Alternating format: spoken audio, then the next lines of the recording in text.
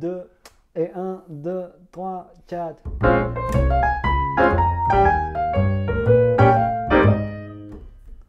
T'as reconnu? Ah bah bien sûr, ça c'est sur le solo de Oscar Peterson dans, attends, c'était dans quoi? Dans Indiana, sur l'album Jazz Maturity, je dirais. Ouais, le gars est quand même ultra compétent. Ouais, mais c'était pas ma question. Ma question, c'était que se passe-t-il harmoniquement et mélodiquement dans cette drôle de phrase? Eh bien, écoutez, c'est ce dont on va vous parler aujourd'hui dans cette gamme consacrée à ce que j'appelle la gamme OP, la gamme Oscar Peterson, parce que, là encore, vous allez reconnaître un son qui me semble assez caractéristique de Peterson, et avec une gamme à 8 notes qui va nous occuper aujourd'hui et que je trouve particulièrement intéressante. Alors, si on reprend cette phrase, on était donc sur un 2-5 en La bémol majeur, donc nous avions notre accord de Si bémol 7, Mi bémol 7, La majeur 7. Sur notre accord de Si bémol 7, Peterson commence très classiquement avec un triolet sur 3-5-7, mais là où la chose commence à nous surprendre, c'est ici où nous avons non pas un Do bécard qu'on attendrait sur un accord de Si bémol mineur 7, mais un Do bémol. Ce qui veut dire que nous avons quelque chose qui déjà nous met la puce à l'oreille. On se dit, tiens, est-ce qu'on n'aurait pas une petite variante qui va chercher du côté du blues? Bon, première chose un peu étrange. La suite, on est relativement dans les clous par rapport à notre accord de Si bémol mineur 7. Et là, ici, on descend notre arpège de Si bémol 7. Et ici, que se passe-t-il? Là, on est maintenant sur notre accord de Mi bémol. On va de la quinte à la bémol 13. On va chercher la tierce. 9e bécard. 7e majeur sur l'accord de Mi bémol 7, et on résout ça sur la quinte de notre accord de La bémol. Alors vous allez me dire, oui, on peut expliquer tout ça avec des emprunts, des chromatismes, etc. Je vous concède le point, mais néanmoins, moi je voudrais vous proposer une autre lecture de cette phrase, parce que cette phrase, en fait, on peut considérer qu'elle vient d'une gamme OP que je vais vous jouer et dont on va donc vous parler aujourd'hui. Cette gamme OP, je vous la joue en Mi bémol ici. En Mi bémol, on a sur notre accord de Mi bémol 7, donc c'est très proche d'un Mi bémol lydien. Bon, nos 5 premières notes sont les mêmes, sauf que au-dessus, on a une bémol 13, une 7e classique et une 7e majeure. Je vous joue cette gamme en entier.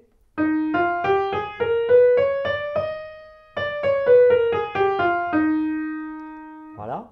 Et à partir de maintenant, on va quitter le répertoire et on va raisonner sur des 2-5 en Do pour que ce soit plus simple pour tout le monde. Et donc, on va jouer cette même gamme sur un accord de Sol 7. Si je vous joue cette gamme OP sur un accord de Sol 7, nous avons les 5 premiers degrés de la gamme, tout ce qui est le plus normaux. Et puis ici, on a bémol 13, 7e, 7e majeur, et puis on retourne à la tonique. Cette gamme-là, elle est très intéressante parce que elle fait entendre plein de choses dont on va avoir besoin. Dans la précédente vidéo, on vous a parlé de la gamme Blues Sixth. Vous vous souvenez, sur notre accord de Sol 7, on avait dit qu'on pouvait jouer... Bon, et bien vous retrouvez les 6 notes de cette gamme Blues Sixth, auxquelles vous ajoutez les 2 notes qui sont indispensables pour un accord de Sol 7, à savoir le Fa bécard et le Si bécard qui constituent notre triton de l'accord de Sol 7. Et là, vous avez votre gamme en entier où on entend à la fois notre accord de Sol 7 et puis cette gamme Blues Sixth. Et vous vous souvenez que dans la gamme Blues Sixth, je vous avais dit qu'on entendait un accord diminué. Effectivement, si vous regardez les notes de cette gamme et que vous prenez le deuxième, le quatrième, le sixième et le huitième degré de cette gamme, vous obtenez, c'est-à-dire un accord de La diminué, accord de La diminué dont on sait qu'il peut correspondre à un accord de Ré7.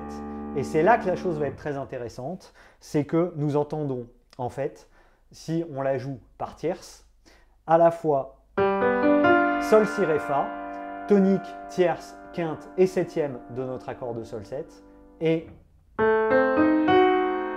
là, avec les deux quatrième, sixième et huitième degrés, un accord de La diminué qui peut nous tenir lieu de Ré7 bémol 9. On a donc à la fois l'accord 7 et le 2 qui le précède si notre Sol est un accord 5, qui est dominantisé avec une bémol 9.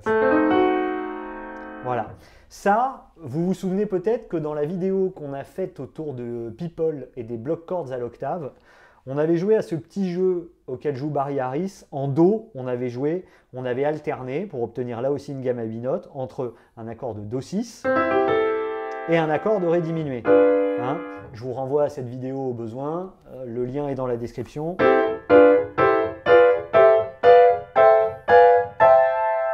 Bon, et bien là, on va avoir la même chose avec cette gamme-là, mais sauf qu'on va l'avoir avec un accord de Sol 7 et de Ré 7. Sol 7, Ré 7. Vous voyez que là, chacune de mes voix monte d'un degré de la gamme à chaque fois.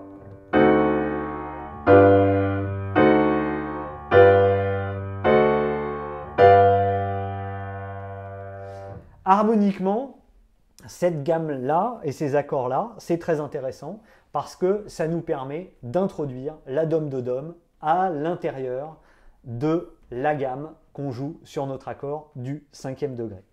Je vous dis que c'est très intéressant, vous allez voir pourquoi.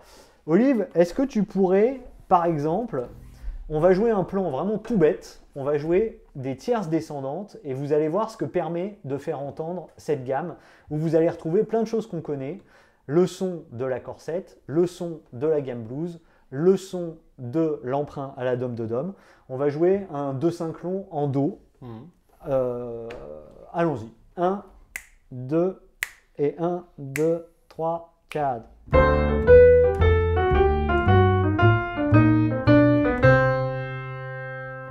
Voilà. Vous avez entendu ça, où on a donc le début. Bon. Ici, jusque-là, on a l'impression qu'on descend tout droit jusqu'au sol. Et à la fin, on a l'impression d'entendre une gamme blues. Gamme blues qu'on interrompt ici. Encore une fois, pour avoir la même chose, mais cette fois en partant de la quinte de notre accord. 1, 2, 3, 4.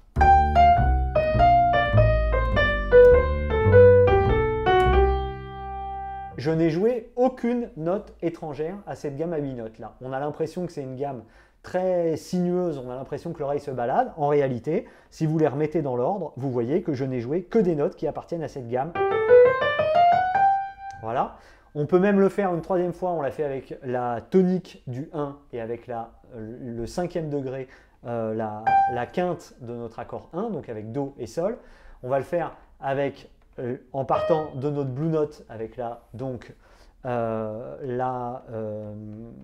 comment on appelle ça, le troisième degré bémol, la tierce mineure ici, notre mi bémol. Allons-y, 1, 2, 3, 4.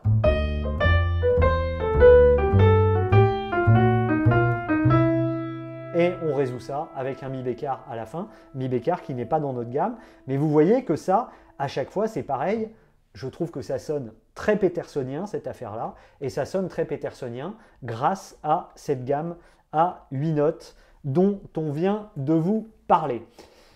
Alors, qu'est-ce que je peux vous proposer? J'ai prévu quelques petites phrases qui m'ont l'air de convenir assez bien à ce qu'on cherche ici. Écoutez, oui, Indiana, on en a parlé, la présentation de la gamme, c'est fait. Ah oui, il y a une variante qui est possible, là aussi. Je veux bien la même chose, un 2-5-1 en Do, long, 1, 2, 3, 4, 1.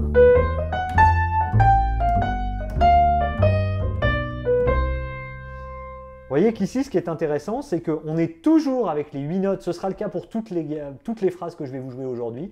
Donc, je ne vais pas le répéter à chaque fois. À chaque fois, je ne fais aucun emprunt, aucun chromatisme. Je ne joue que les gammes, que les notes issues de cette gamme à 8 notes. Vous voyez qu'ici, on a attaqué avec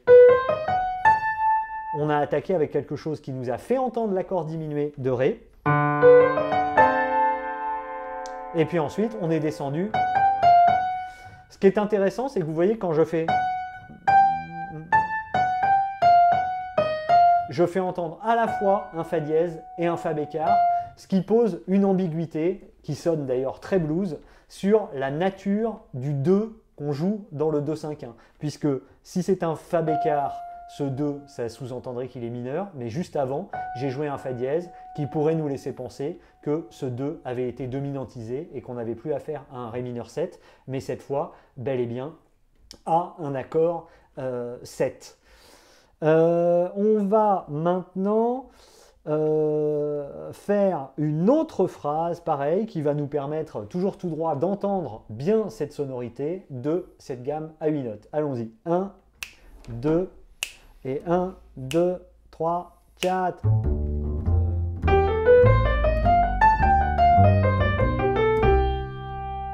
Vous voyez qu'ici, j'ai tout simplement monté en triolet ma gamme. J'ai contourné par le haut, mais en restant dans ma gamme, jamais d'emprunt ni de chromatisme.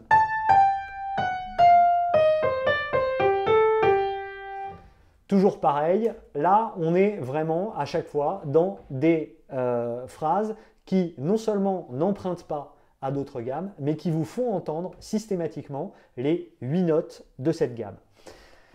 Cette gamme-là, elle offre des possibilités absolument gigantesques. Elles nous font entendre, comme c'était le cas au début, ici, la bémol 9 sur notre accord 2, ce qui est là aussi très blues, puisqu'en fait, cette bémol 9, elle est caractéristique d'une gamme de la bémol blues, que ce soit d'ailleurs la bémol mineur blues ou la bémol majeur blues. Elle introduit cette petite touche de blues à l'intérieur de la gamme. Je vous l'ai dit, cette gamme-là, elle a l'avantage aussi de nous faire entendre l'accord diminué. Bah là, on va vous en donner un exemple. L'accord diminué, vous vous souvenez, hein, l'accord de La diminué qui nous tient lieu de Ré 7 et qui introduit cette petite touche de Dom de Dom à l'intérieur de notre accord 7. Bah ici, on va faire exactement la même chose, cette fois sur un 2-5 court. 1, 2, 3, 4. Ça, ô combien pétersonien. Hein, cette gamme-là, je vous mets un voicing en bas.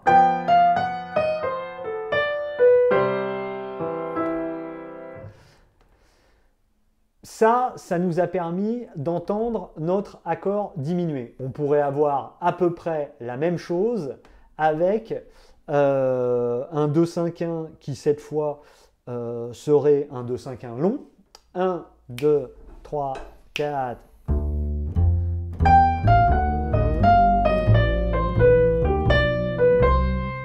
Là aussi, phrase très pétersonienne. Avec cette espèce d'enclosure un peu spéciale que joue Peterson à la fin. Vous savez que les enclosures, généralement, on prend des notes voisines. Peterson adore. Il va chercher son Do en faisant vraiment entendre la triade Do sol majeur avant. Si, sol, ré, si, do. Hein, ça nous emmène vraiment très bien vers le Do. Tout ça est contenu dans cette même gamme que j'appelle la gamme OP. Quand on regarde un peu ce qu'on trouve à l'intérieur de cette gamme OP, ben en fait c'est assez fou ce qu'on trouve, parce que si vous regardez toutes les notes, on trouve notre accord de Sol 7, je vous l'ai dit, notre accord de La diminué, je vous l'ai dit, mais regardez, on trouve aussi, puisqu'on a aussi le Fa bécard, on trouve aussi un accord de Fa 7, donc on a la possibilité mélodique de faire entendre l'accord de Fa7 à l'intérieur de l'accord 7. On va trouver un accord de Si7. On va trouver, ici,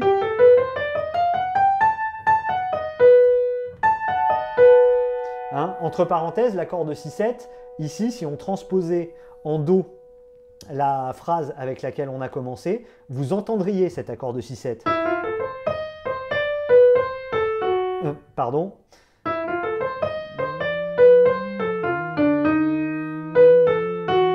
Ici, on a Ré dièse, Si, La, Fa dièse, les 4 notes de notre accord de Si7 qui sont contenues dans cette phrase-là. Vous voyez que ça permet vraiment à la fois de rester dans un cadre qui est vraiment très clair et en même temps de faire entendre des choses dont on a l'impression que ça détonne. Là, on a aussi nos accords demi-diminués. Vous entendez un La demi-diminué. Ici, je regarde Sol, La, Do, Mi, Fa. Ouais, pourquoi pas. Sol, La, Do, Mi, Fa.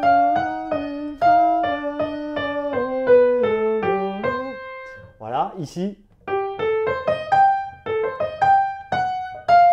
Vous avez cette possibilité-là de faire entendre votre accord de La demi-diminué, le système d'accentuation qui permet de faire entendre l'accord diminué derrière, et puis le Fa7.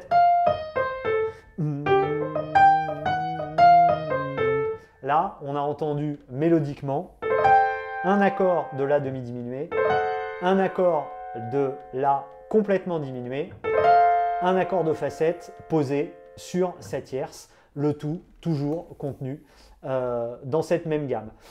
En ce qui concerne la triade de Si dont je viens de vous parler, ce n'est que quelques exemples, après c'est à vous de fouiller cette gamme-là. Il nous reste 2 petites phrases, il y en a une que je trouve vraiment intéressante. Olive, je veux bien un 2-5 court pour le coup, où là on va entendre cet accord de Si7. Allons-y, 1, 2, 3, 4. Encore une fois, 1, 2, 3, 4. Voilà, ici, vous voyez que sur le 2 et du 2, 3 et du 3, on monte vraiment les 4 notes, notre tétrade de Si7. Et on est monté par le Fa dièse. Je redescends volontairement pour bien vous montrer la présence du Fa dièse et du Fa bécard dans cette même gamme. Je suis monté par le Fa dièse, je redescends par le Fa bécard. Et on résout ça sur le Mi en fin de course. On a également, et j'en finirai par là pour aujourd'hui, on a également une triade augmentée très intéressante puisqu'elle fait entendre La bémol 13. Vous voyez qu'ici, on a Sol, Si, Mi bémol, Sol. 1, 2, 3, 4.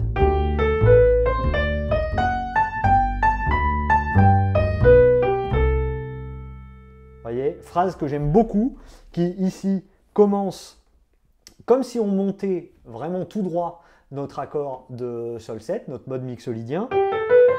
Ici, on entend un fragment de la gamme diminuée qui s'apparente à Ré, puisqu'on a Ré, Mi bémol, Fa dièse, La.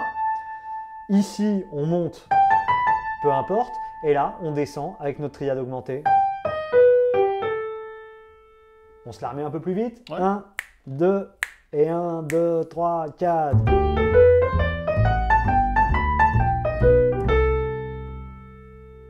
Et on termine sur la sixte, et on termine cette vidéo. Merci à tous, bonne semaine, à très bientôt. Ciao, ciao.